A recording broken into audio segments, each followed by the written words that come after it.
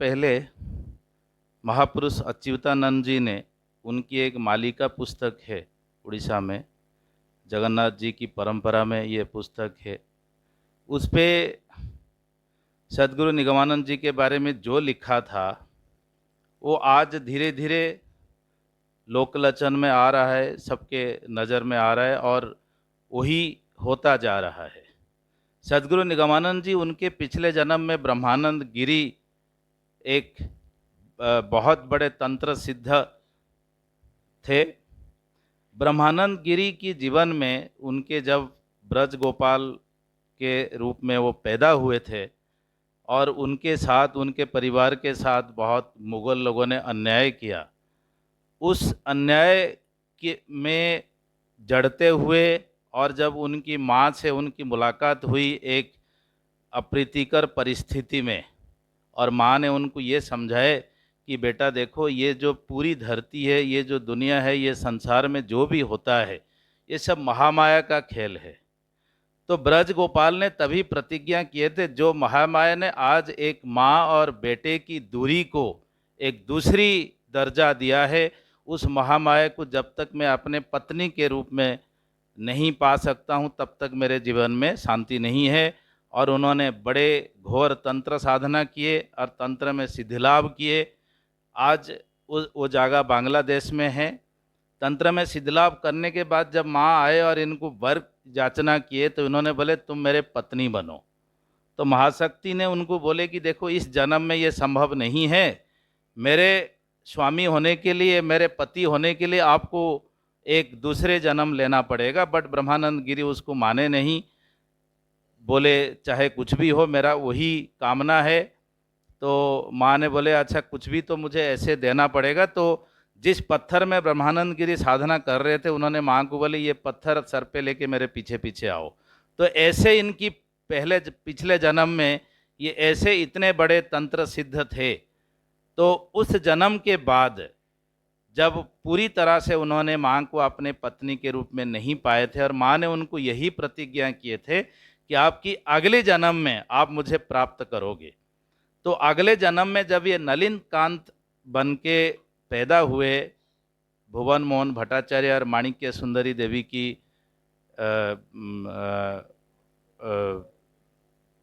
गोद में, तो नलिन कांत बचपन से ही बहुत सारे आध्यात्मिक और अलौकिक स्वप्न वगैरह और अनुभूति वगैरह उनको मिलता था। वो बचपन में परोपकारी थे, साहसी थे, समाज संस्कारक थे, उपन्यास और नाटक लेखक भी थे। बड़े होते हुए जब उन्होंने धीरे धीरे, तभी उनको रामकृष्ण परमहंस देव जी ने देखे थे। तो उन्होंने जब बच्चे थे, नलिन कांत जी ने उनको देख के उन्होंने बोले ये तो भरा हुआ कलसी है। तो ऐसे उनके बारे में जो उनकी ज्योतिष, जो उनकी जातक लिखे थे, उन्होंने भी बोले थे ये मान लो संसार करेंगे तो ये सम्राट राज चक्रवर्ती बनेंगे, और ये मान लो संन्यास धर्म में जाएंगे तो ये बहुत बड़े गुरुओं के गुरु, सदगुरु, जगतगुरु तक बनेंगे। ऐसे उनकी राशि फल में ऐसे था। तो नलिन कांत धीरे धीरे बड़े हुए और उनकी माताजी की देहांत होता है। माताजी की देहांत होने से पहले एक दिन वो गए थे अपनी गांव की, अपनी घर की जो मंदिर होता है वहाँ पे दिया देने गए थे। तो वहाँ पे दिया देने के समय वो 9 साल के थे। जो माँ थी वो 7 बरस की उम्र की एक छोटी सी 10 भुजा दुर्गा के रूप में उनको दर्शन दिए थे।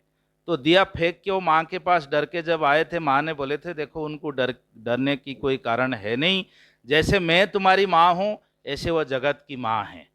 तो ये जो देवी के साथ एक माँ और बेटा का जो संपर्क है, उन्होंने, उनकी माँ ने बचपन से ही ये संस्कार दिए थे। और जब माँ शरीर त्याग किए, जब ये स्कूल में पढ़ रहे थे मामा जी के घर में रहते हुए नलिन कांत जी, तो उनकी तो मुलाकात नहीं हो पाया था। माँ ये कह के शरीर त्याग किए कि नलिन को बोलना मैं उसको जगन माता की गोद में अर्पण करके जा रहा हूँ। तो इन्होंने जगन माता कहाँ है, कौन उनको माँ का लाड़ प्यार देगा, ऐसे करते करते धीरे धीरे एक तरह से आस्तिक जैसे बन गए, नास्तिक जैसे बन गए। और उसके बाद उनकी विवाह होता है सुधांशुबाला देवी जी के साथ। जब सुधांशुबाला देवी उनके जीवन में आए तो उन्होंने बहुत लाड़ प्यार देके, बहुत सेवा यत्न करके, पड़ोसी के साथ अच्छा संपर्क, पिताजी माताजी सासू ससुर के साथ अच्छा संपर्क कर, इनके साथ उनके जो पतिदेव नलिन कांत जी के साथ भी अच्छा व्यवहार करते हुए उनको धीरे धीरे भगवत अनुरागी बनाए, और जो माँ की जो शून्य स्थान था वो उन्होंने पूर्ण किए। उसके बाद सुधांशु बाला जी की भी शरीर त्याग होता है। जब नलिन कांत बाहर नौकरी करते थे तो उन्होंने एक छाया मूर्ति देखे, और बाद में पता लगा जब उन्होंने छाया मूर्ति देखा था उसका कुछ ही देर पहले उनकी शरीर त्याग हुई है, उनकी पत्नी की। और पत्नी ने भी क्या बोल के शरीर त्याग किए कि उनको बोलना वो शादी ना करे, न स्त्री गुण साधना करेंगे। नलिन कांत को बड़ा ताजुब हुआ, बोले एक गांव की लड़की और मेरी सेवा जत्न करती थी, सासू ससुर एक घरेली बहू जैसे, अब वो नस्त्रे गुण के बारे में उसको कहाँ से पता लगा। एक तो वो वाली चीज थे, और एक छाया मूर्ति बार बार उनको दर्शन हुआ, सुधांशु बाला जी की पैर की निशानी, और बहुत सारे चीजें उनको लगा कि मृत्यु के बाद ये शरीर खत्म नहीं होता है, कुछ ना कुछ बच जाता है, कैसे उसको प्राप्ति करेंगे।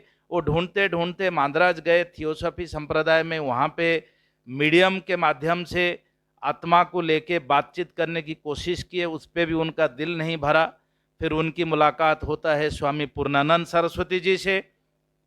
पूर्णानंद सरस्वती जी उनको ये बोले कि देखो तुम पत्नी को पाने की जो भी साधना है, महाशक्ति को पाने के लिए भी वही साधना है, तो तुम महाशक्ति की पाने की साधना करो, पत्नी तो मिल ही जाएगी।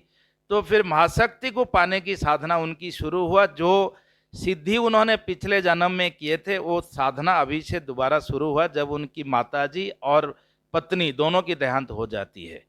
तो उन्होंने साधना किए, गुरु उनको स्वप्नादेश होते हुए मिले, वामाक्षेपा उनके तांत्रिक गुरु बने। उन्होंने उनको तंत्र साधना में एक रात में ही सिद्धि लाभ कराए। महाशक्ति का उनको दर्शन होता है पत्नी के रूप में, लेकिन दर्शन होने के बाद भी जब उनकी शरीर से उत्पन्न होती है और शरीर में भी लय हो जाती है, तो नलिन कांत के मन में ये सवाल आया, तो मैं कौन हूँ? मेरे शरीर से मेरी पत्नी जो मरी हुई है वो महाशक्ति के रूप में जन्म लेती है, फिर मेरे शरीर में लय हो जाती है। फिर वामाक्षेपा जी से पूछते हुए, वामाक्षेपा जी फिर माँ तारा जो उनकी इष्ट है उनसे पूछ के ये उनको प्रवर्तन करते हैं कि आप जाओ ज्ञान की साधना करो। ज्ञान की साधना कहाँ करेंगे? ढूंढते ढूंढते अजमेर में एक धर्म सभा हो रहा था, वहाँ पे नलिन कांत ने देखे एक साधु भाषण दे रहे हैं। जो साधु भाषण दे रहे हैं, गुरु मिल गया करके दौड़ के उनके पास पहुँच गए। वही साधु थे जो स्वप्न में उनको मंत्र दिए थे और तांत्रिक गुरु के बारे में बताए थे। तो वो है पुष्कर के स्वामी सच्चिदानंद महाराज। वो इनको पुष्कर ले गए, वहाँ पे उनकी सन्यास की साधना शुरू होती है। पहले ब्रह्मचारी, फिर सन्यास। निगम की निगूढ़ तत्व अति आसानी से उन्होंने प्राप्त किए हैं, इसलिए गुरुजी उनका नाम रखे निगमानंद। ज्ञान साधना के बाद उनको परिव्राजक के हिसाब से ज्ञानी गुरु उनके 4 धाम भी घुमा के लेके गए। अहं ब्रह्मास्मि, अयमात्मा ब्रह्म, तत्वमसि, प्रज्ञानं आनंदं ब्रह्म, ये 4 महावाक्य को उन्होंने उपलब्धि किए।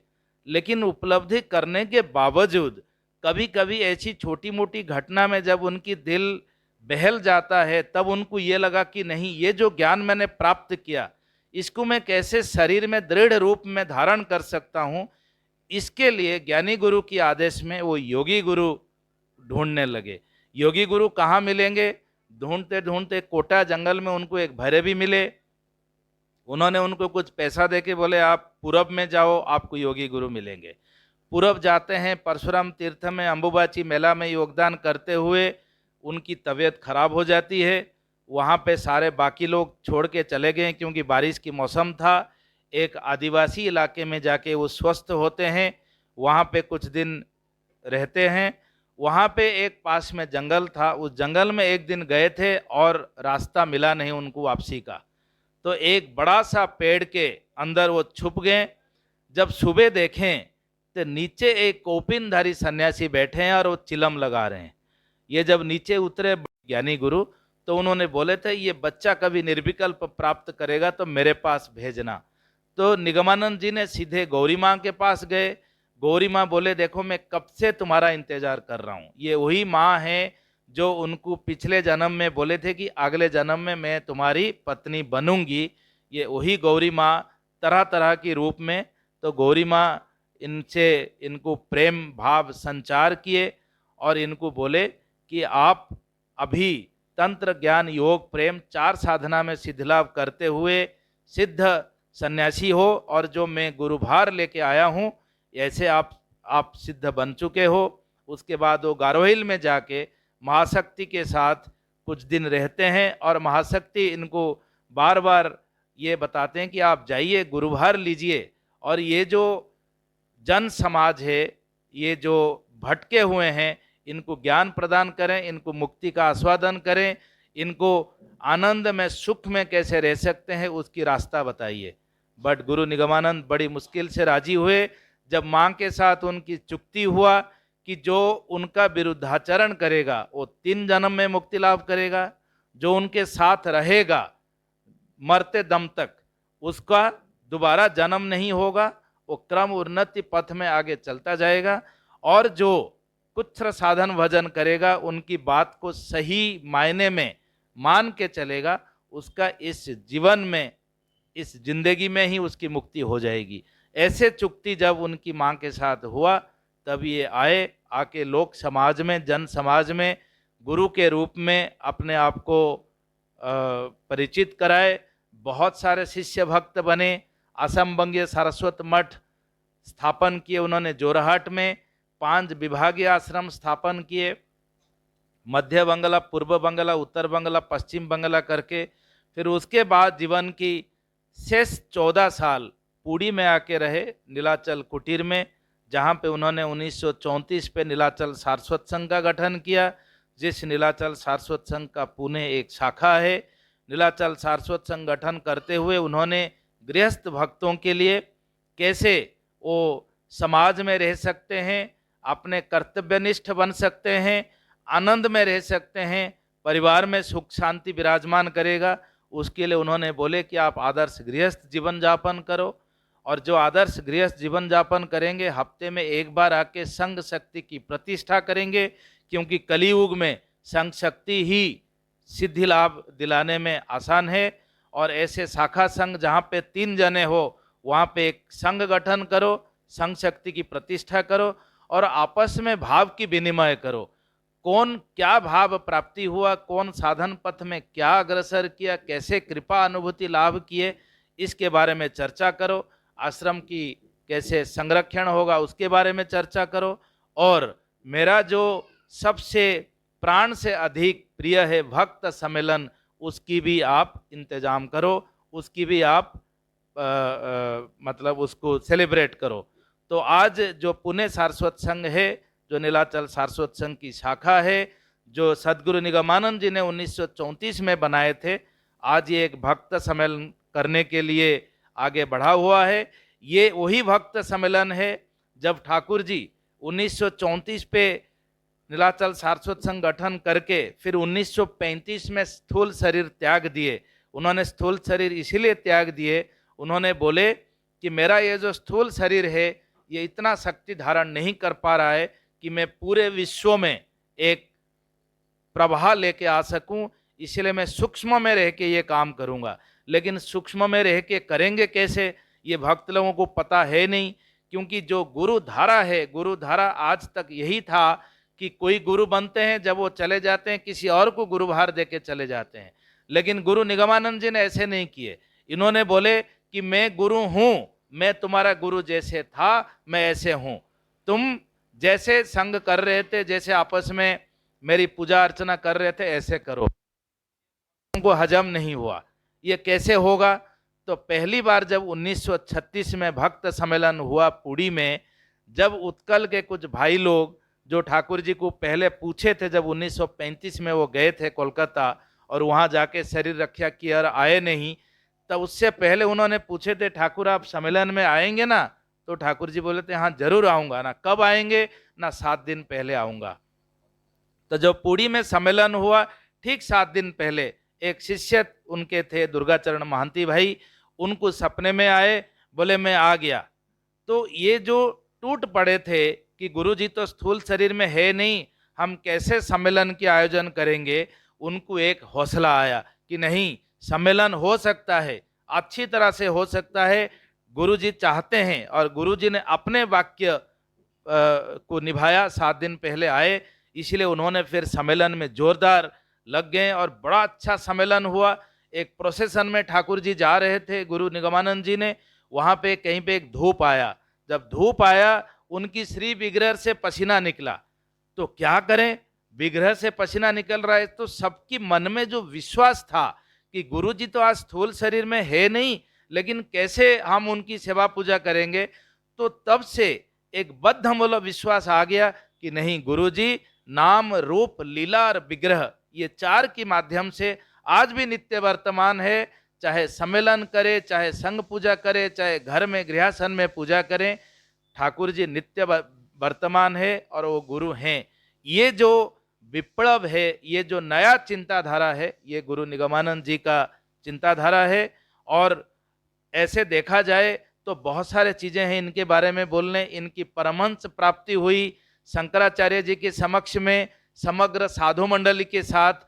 तंत्र, ज्ञान, योग, प्रेम, 4 साधना में आज तक कोई भी साधक सिद्धि लाभ नहीं किए जो इन्होंने सिद्धि लाभ किए। तो बहुत सारे चीजें हैं।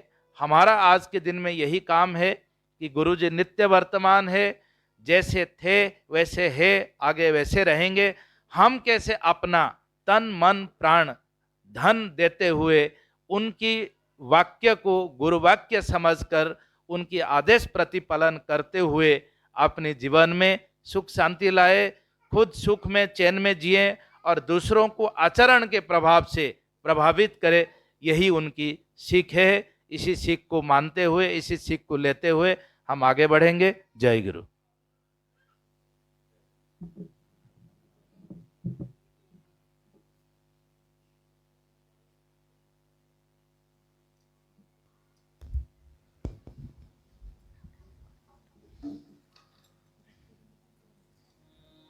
एक मराठी भजन गाएंगे माँ प्रगति माँ। सा